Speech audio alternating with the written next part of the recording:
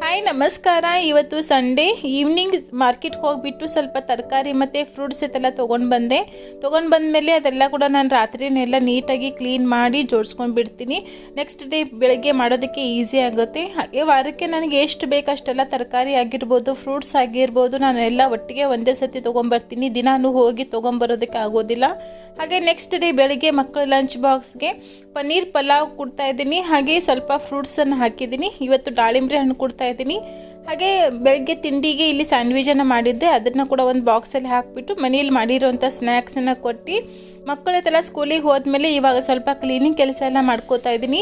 First ಎಲ್ಲ ಪಾತ್ರೆ ಥರ ತೊಳ್ಕೊಂಡು ಗ್ಯಾಸ್ ಇದೆಲ್ಲ ಕ್ಲೀನ್ ಮಾಡಿ, ಇದು ವಿಂಡೋ ತುಂಬಾ ಡಸ್ಟ್ ಆಗಿತ್ತು, ಸೊ ಹಾಗಾಗಿ ವ್ಯಾಕ್ಯೂಮನ್ನು ಹಾಕ್ತಾ ಇದ್ದೀನಿ. ಅದಾದ ನಂತರ ಸ್ನಾನ ಎಲ್ಲ ಮಾಡಿಕೊಂಡು ದೇವ್ರ ಪೂಜೆ ಎಲ್ಲ ಮಾಡಿದೆ. ಸೊ ಇಷ್ಟು ಎಲ್ಲ ಕೆಲಸ ಮಾಡೋಷ್ಟರಲ್ಲಿ ಮಧ್ಯಾಹ್ನ 12:30 ಆಗಿತ್ತು. ಸ್ವಲ್ಪ ಏನಾದರೂ ಮಿಲ್ಕ್ ಶೇಕ್ ಕೊಡೋಣ ಅಂತ ಅಂದ್ಬಿಟ್ಟು ಬನಾನಾ ಮಿಲ್ಕ್ ಶೇಕ್ ಮಾಡಿಕೊಂಡೆ.